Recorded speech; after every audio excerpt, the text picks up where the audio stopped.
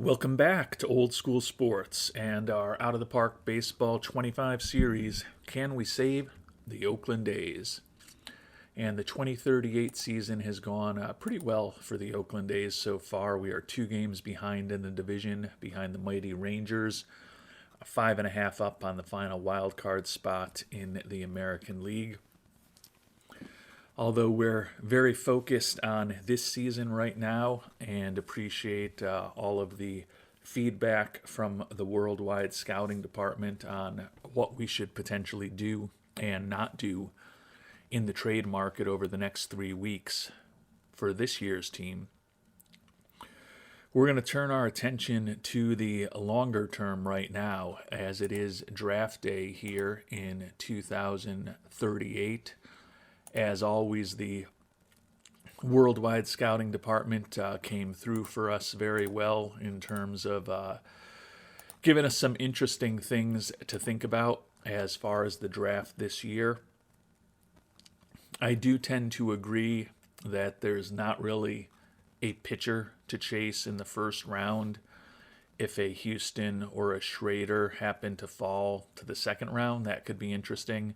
And there's also the 3 interesting relievers that we talked about in the last episode that could become guys we would consider if we move a few rounds further. But it is going to be a year where we are focused on bringing a position player on board.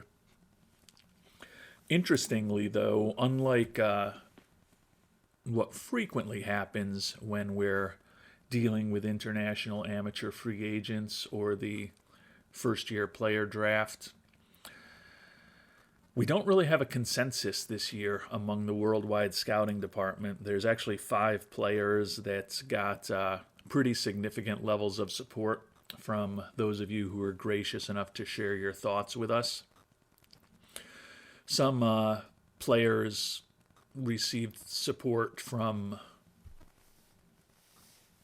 fewer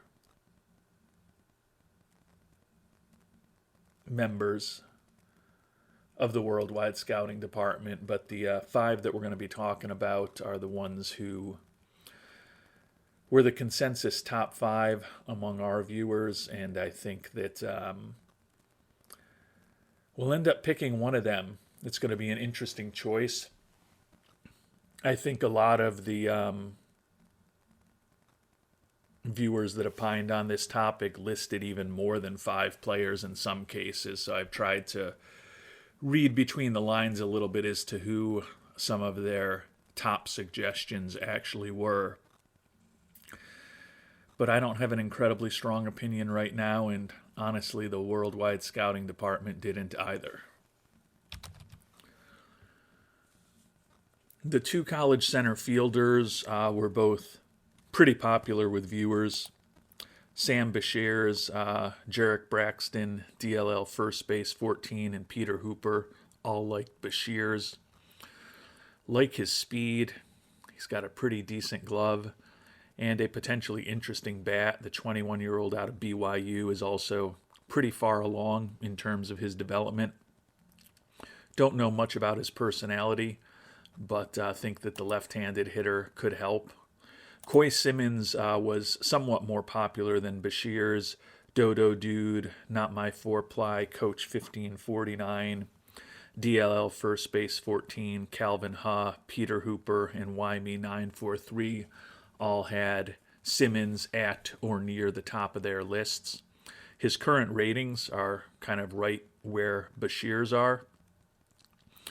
Does have a little bit more of a higher ceiling than Beshears. Not quite as good speed, but better range. And he does have some positive personality traits with that high leadership and adaptability. Unfortunately, that low intelligence may lead him to make a few mistakes here and there. I do tend to think if we go with one of these guys, I will go with the majority on that. If we're to take one of the college center fielders, I like Simmons just a bit more than Beshears, largely because Beshears' gap power, and eye potential is just a bit lower than Simmons is in all of those categories. Although, as I said, I do appreciate Bashir's better speed. But if we're going to go with one of those guys, we're going to go with Simmons. That being said, there's 3 other players, high school position players, that were pretty popular with the viewers as well. Second baseman Alfredo Sandoval, who we were projected to take with this pick, is recommended by Dodo Dude, Coach 1549, Peter Hooper, and Avery Shayam. Don't love his skill on the base paths. Don't love his infield skills. And he's got a mixed personality. I mean, importantly, adaptability and work ethic are positive factors for him. The leadership is a low factor, along with his loyalty and his financial ambition. So, on balance, slightly negative if you just kind of add up the personality traits. But honestly, I probably care about adaptability and work ethic certainly more than financial ambition and loyalty, and probably more than leadership as well, all things being considered. So, although there's some negative personality traits, I'm willing to consider him. I think that the bat could be very interesting. That's clearly the most positive thing about him. Contact could be outstanding. Gap power and home run power, both excellent. Although the gap power is not going to be an incredible asset because of that slightly below average speed. And do question how many walks he's going to generate. But Sandoval, certainly a guy to consider. If we were to go back to another outfielder, Ronnie Mernon is pretty popular. Jarek Braxton, Dodo Dude, Not My 4-Ply, and Wyme 943 all like Mernon. Does remind me a little bit of Deshaun Seifu from back in the OOTP 24 days when we were playing with our Buffalo Wings expansion team. Contact borderline off the charts. Gap power not quite as good as Seifu's. Home run power probably going to end up similar. The eye for Mernon is actually potentially better. Like some positive personality traits with the high loyalty and work ethic and the low financial ambition. Defensively, he's a mediocre defensive corner outfielder. Does have decent speed. Probably could do some work on both his defense and his base running instincts over time. So Mernon's certainly an interesting prospect as well if we decide that we're going to go for a longer term development path with a high school player with a potentially higher ceiling.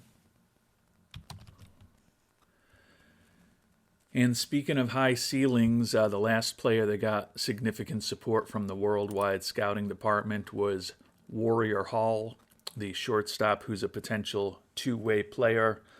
Quiet time, DLL first base 14, Paul West, Peter Hooper, Avery Shayam, and Wyme 943 all liked Warrior Hall.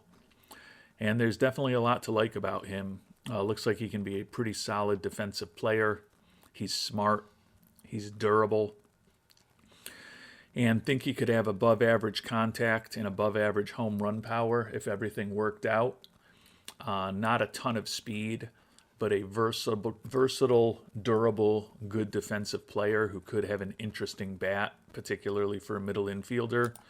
And, oh yeah, we think he could also be a useful-ish major league arm if he reaches his full potential. Obviously, no guarantees that's going to happen for an 18-year-old, but we continue to invest pretty heavily into player development, and we've got good coaching throughout our organization. So if he's going to be successful in any organization, would like to think that it's going to be ours. And it's interesting. To me, there's no pound the table number one guy. I think the worldwide scouting department has brought up a lot of good points on what to like and what not to like about these players, and tend to broadly agree with the assessment that there's a lot of interesting guys, all bring some good things to the table, but they all have some questions about their game as well. I think it's not inconceivable that we might get a shot with one or two of these guys that we just talked about in the second round. So my hope is to make a decision that maximizes the potential opportunity that we might get a couple of shots on goal with these 5 players. As we talked about, Sandoval is projected to go with our pick right here, and the center fielder, Murnin, was projected to go 4th overall. So I think it's pretty unlikely that either of those guys will still be around. The center fielder, Bashir, is expected to go 8th in the second round. Center fielder, Coy Simmons, expected to go 15th in the second round.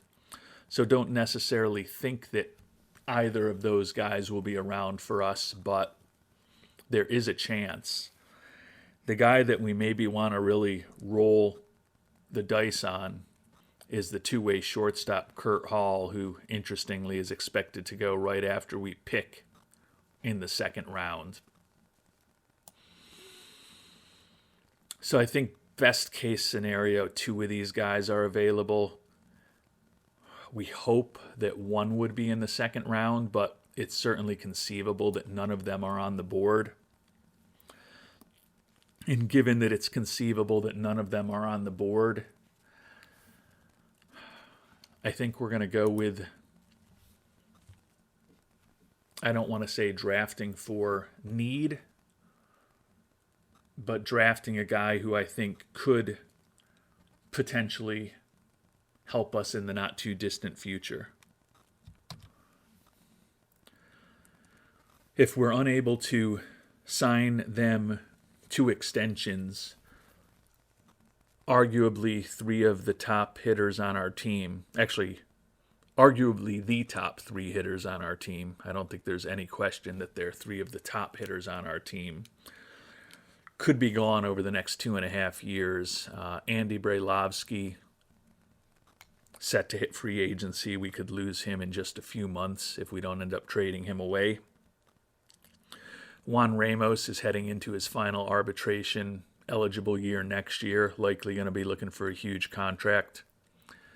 And we've got 2 options in the final 2 years of Jake Ortega's contract in 2039 and 2040. Would love to keep him as a member of the Oakland A's for the long term, but it's not inconceivable that we could be losing 3 of our better hitters over the next 2.5 seasons. And that's why we're going to go with the college center fielder, Coy Simmons. He certainly has a very interesting profile if he reaches his full potential. He's got the range that he could play center field for us if we needed him to. Has decent speed, decent base running instincts, and although he's going to make some dumb mistakes, overall his personality is positive. I'd love it if the two-way player, Mr. Hall, falls to us in the second round. Probably less than a coin flip that he will, but there is some chance that we'll have him around. Scouting director recommends that we go with Sandoval, who again was the guy that we were projected to take in the mock draft. But we are going to go with Coy Simmons, the center fielder out of Southern Mississippi, with our first round pick here.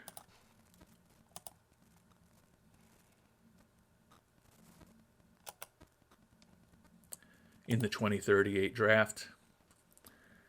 And now the only big question is whether any of the other guys that we've just talked about will fall to us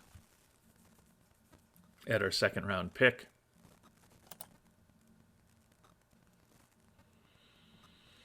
And nobody that we have talked about did fall to us. Still a couple of interesting guys out there that we talked about last episode. Left fielder Brad Castro. Really good home run power. The rest of his profile is uninspiring, but guy who can slug a lot of home runs, is still pretty valuable. And then the catcher, Joe Peterson, who we thought had a pretty interesting bat for a catcher, although we don't necessarily love his defense. It's 6'4". He could play first base. Could also be a DH if he fully developed. Take a quick look just at where the other guys that we were thinking about perhaps going after ended up going in the draft. Mernins, the high school center fielder, went 32nd. Bashirs, the other college center fielder, second pick in the second round. Sandoval went 7th in the second round. And then Kurt Hall, we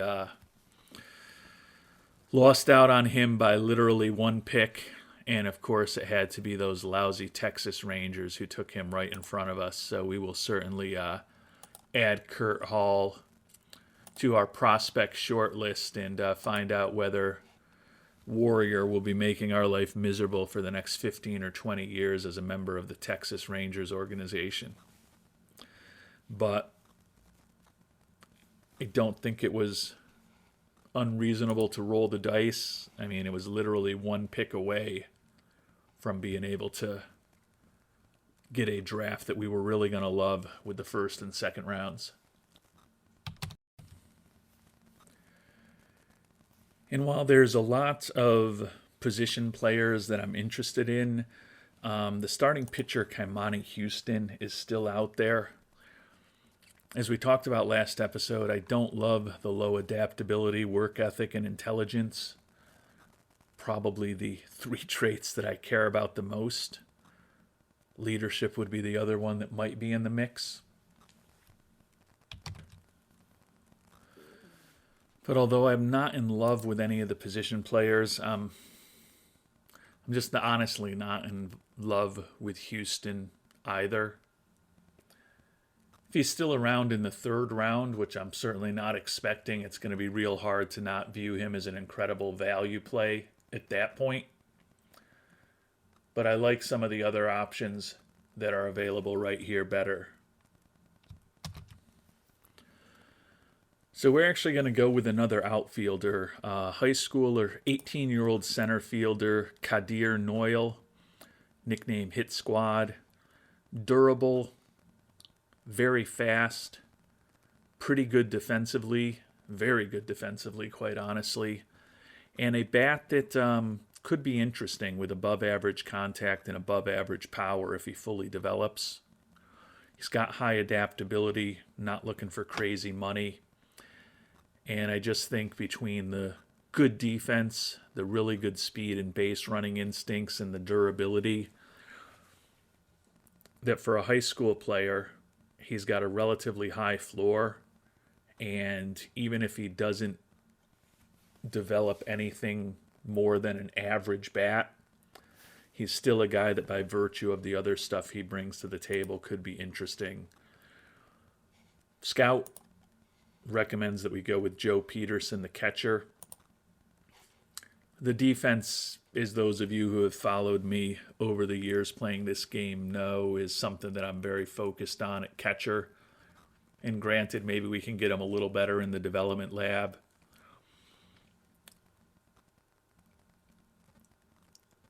If he's there in the 3rd round, would certainly strongly think about him then. I guess there's maybe an argument to take him over Noyle right now. And see if the mock draft can give us any help here. And the mock draft actually tells me the exact opposite of what I expected it would.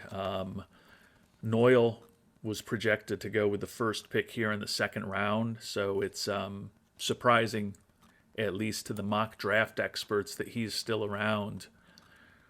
Whereas Mr. Peterson, the catcher, is not projected to go till the 16th pick in the 4th round. So I'm going to roll the dice and hope that the mock draft was correct. And we're going to pick the center fielder, Kadir Noyle, here in the 2nd round, and hope that a Peterson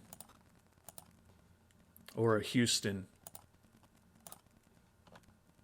or some other guys potentially might fall to us in the third round. Peterson is still on the board. And pitching-wise, Houston is gone. So that makes it an easy decision for us. I have looked at these other players offline, but not going to bore you with the details. But not shockingly, our scout liked Peterson in the second round. So as you might expect, he's going to love him as a third-round pick. And I think it's pretty good value. I am definitely intrigued by that contact and home run power combination for a catcher. And like the high work ethic, would love if he also had some high adaptability, which maybe could help in terms of improving his defensive skills. But is a third round pick, bringing Peterson on board seems like an obvious move to me. And here in the fourth round, going to go with another high school player. The relievers that we had talked about in the last episode are largely gone. The only one who's still on the board is Malachi Chioke. Just very concerned about his control. If he's around in the fifth round, we still might take a flyer on him, as the fastball curveball combination is potentially devastating. But we prefer here in the fourth round to go with a shortstop, Nelson Romero, above average contact hitter whose gap power, home run power, and eye could all be decent. A versatile defensive player. Would love it as an infielder if he had more than 55 range. But his error, arm, and turn double play ratings are all better than that, so he is still a guy who could certainly play any position in the infield well. And if he ends up a borderline exceptional contact hitter, I think that he could be a pretty interesting pick as a fourth rounder. Moving on to the fifth round, I still also do like Carrick and Kujath, so glad to see them both there, even though I haven't spent any time talking about them. Pitching-wise, Chioke is still around. And we can always hope for some improvement in his control in the development lab. But you can't teach a 19-year-old to throw in the mid-90s, and his stuff could be absolutely devastating. I think as a fifth rounder, he's a pretty interesting guy to bring on board. Scouting director recommends Munchkin Rainville, Canadian left fielder.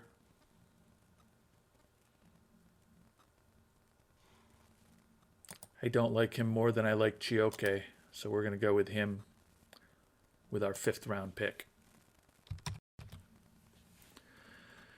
And we've simmed ahead to the sixth round, and fortunately for us, both Carrick and Kujath, who we liked both of them back when we were looking at Nelson Romero in the fourth round. We liked Romero better, obviously, which is why we took him. But glad to see them both here in the sixth round. Carrick, right fielder with potentially very interesting home run power. Average defensively, average in terms of his speed, but he's got some positive personality traits.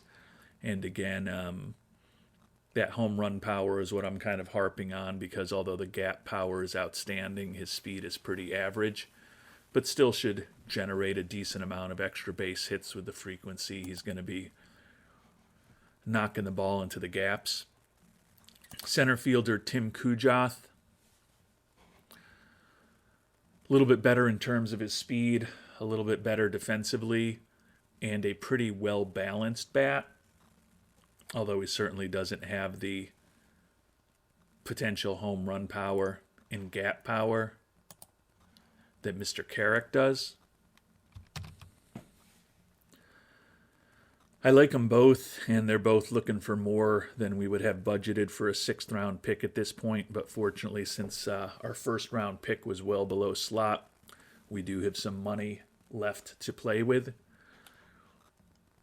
I like them both, as I said, but overall, Carrick, with that potentially borderline exceptional gap power and home run power, is a little more interesting to me, although he's not as fast and not as good defensively. So we're going to go with Devin Carrick here in the 6th round.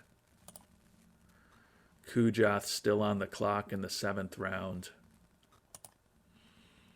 We're bringing in just a lot of talent and a lot of potential upside into our outfield this year.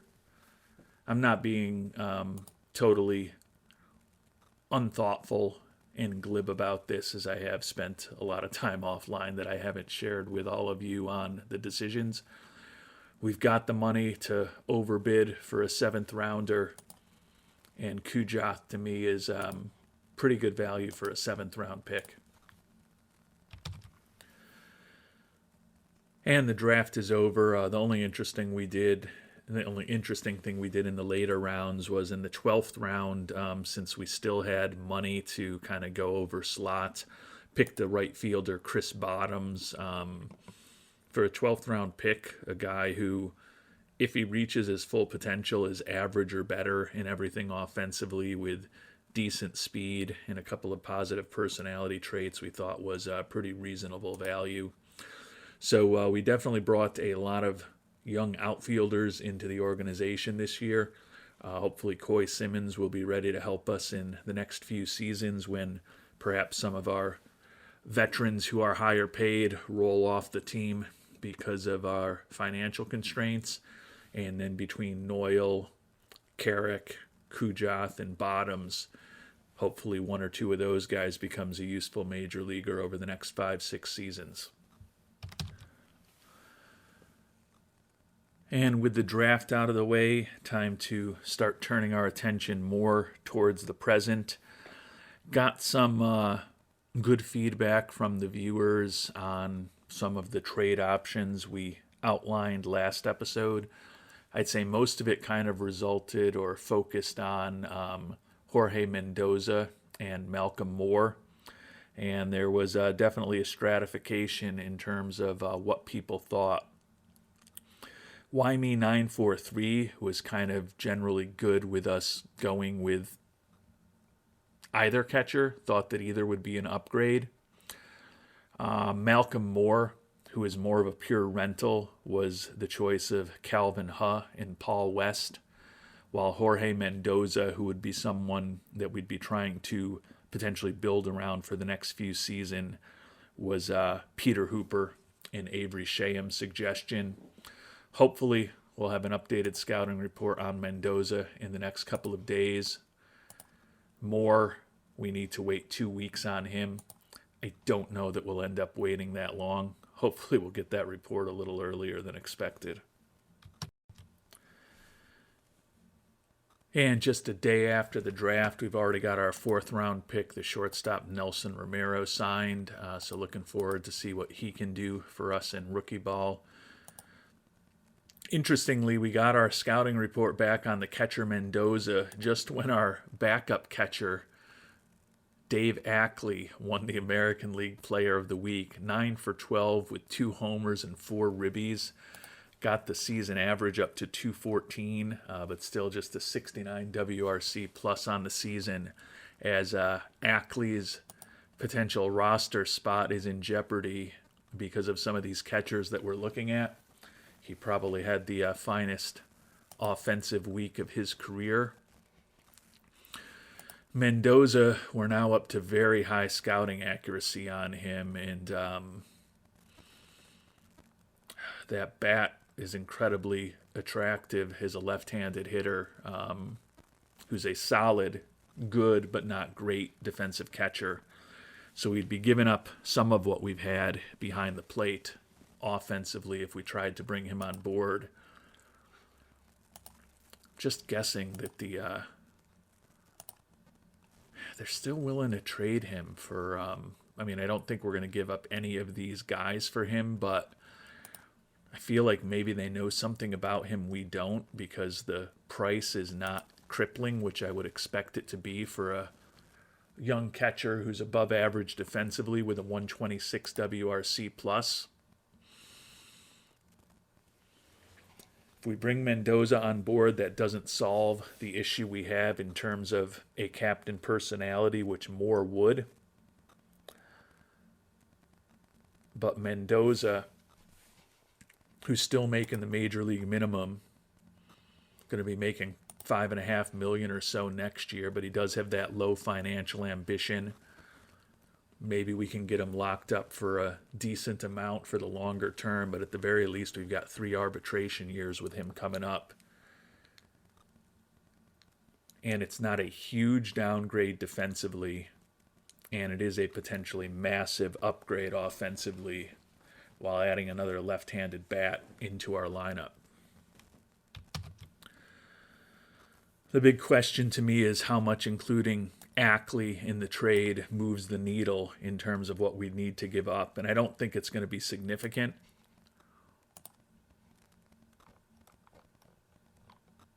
But I think it did add a couple of bigger players into the mix.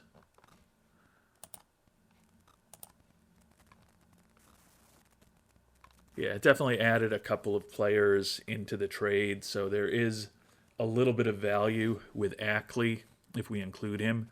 Still going to have to include some very useful players to get it done.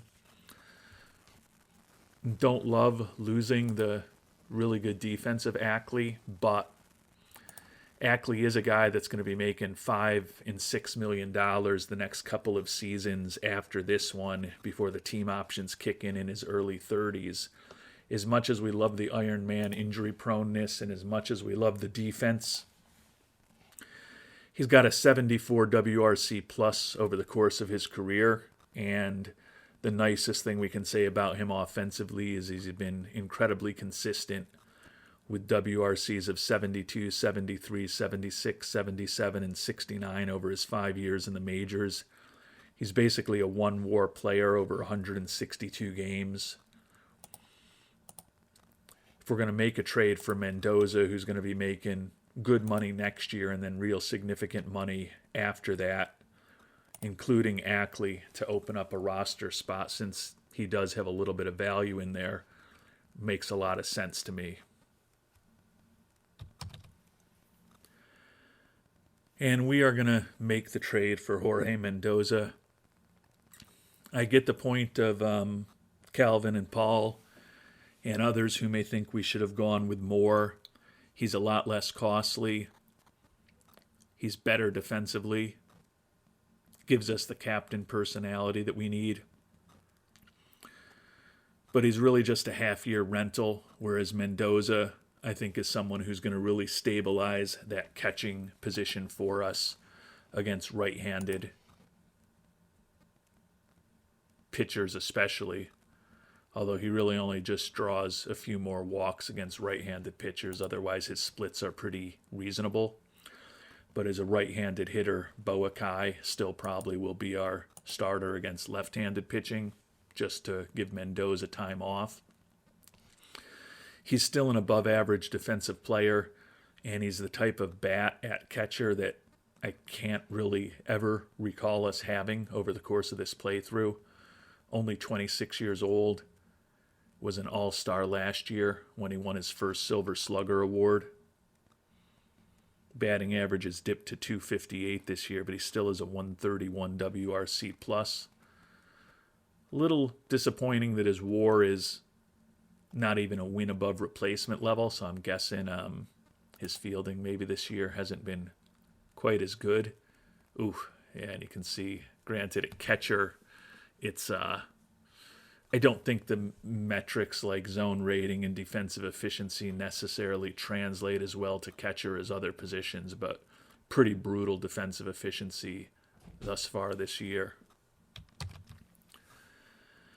I mean, it's obviously an extremely small sample size of just 13 games that he's played this year. I'm guessing he must have been hurt. I can't imagine that they would have somebody better than Mendoza, but maybe they do, and maybe that's why they're willing to consider trading him. No, that's crazy. I gotta just see who else the Twins have on their team, because we're going to end up paying a fair price for Mendoza, but I just can't understand a team that would be so willing to get rid of a 26-year-old catcher. But they have Freder Mendobi, a 29-year-old who is brilliant defensively, but not the same type of bat. They picked him up on waivers from Texas this year.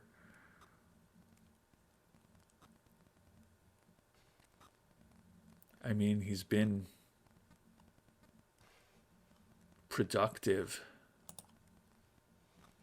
89 WRC plus over the course of his career, and 3 WAR over 162 games. Obviously a lot better than Ackley's done for us. But brilliant defensively, but not that special of a bat. But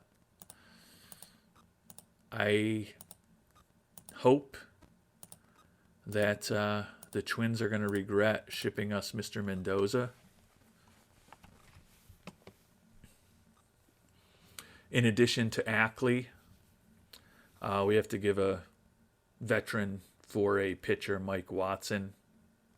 Picked him up this past offseason, and he was doing a good job in terms of the wins for us in AAA with 10 of them, but a 5.17 ERA.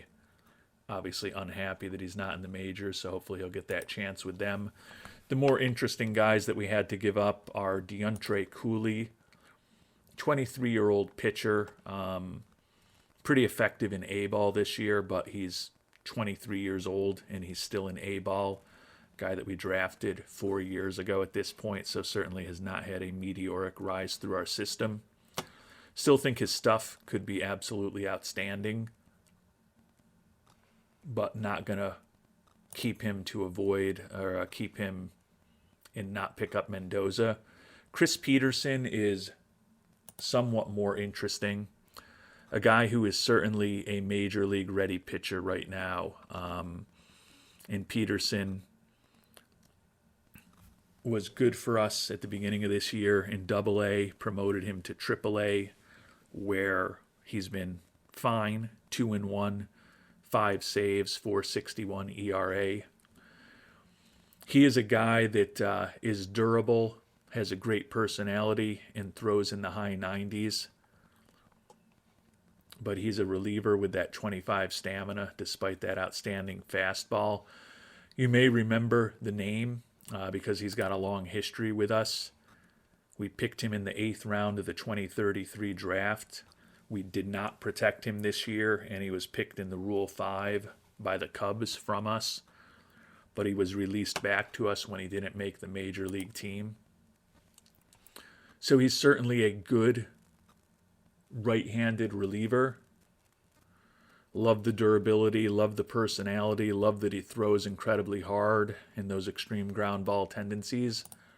But again, a good solid major league reliever and a guy that could be a good solid major league reliever, along with a really nice defensive catcher who hasn't hit for us and is making pretty significant money for a backup catcher the next couple years, for a guy who's going to become our starting catcher and give us an entirely different dimension offensively at catcher, while still hopefully providing good solid defense. It seems to me like a trade that we have to make, and we are not going to think about it any further. We are going to go ahead and complete that trade. Mendoza is on board. Oh yeah, one other thing I didn't mention, which is always important for the team. Mendoza is a guy who's extremely popular. So we got a nice, hopefully a nice boost to fan interest. I believe we were 85 before making this trade.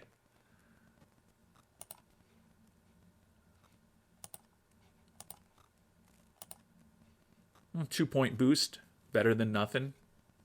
And we've got a new catcher on board.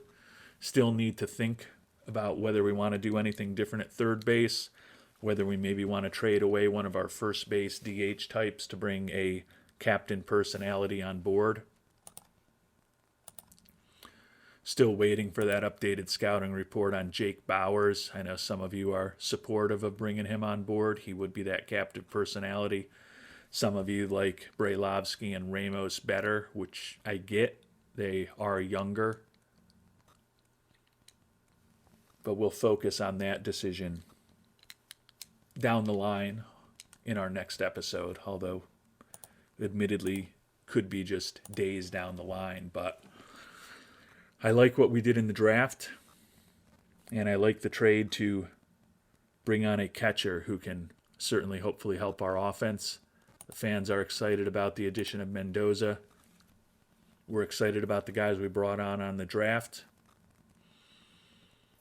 And if you've got thoughts on what we've done and what we should do, always great to hear them in the comments to this episode. Until the next time around, thanks so much for watching, and hope you have a great day.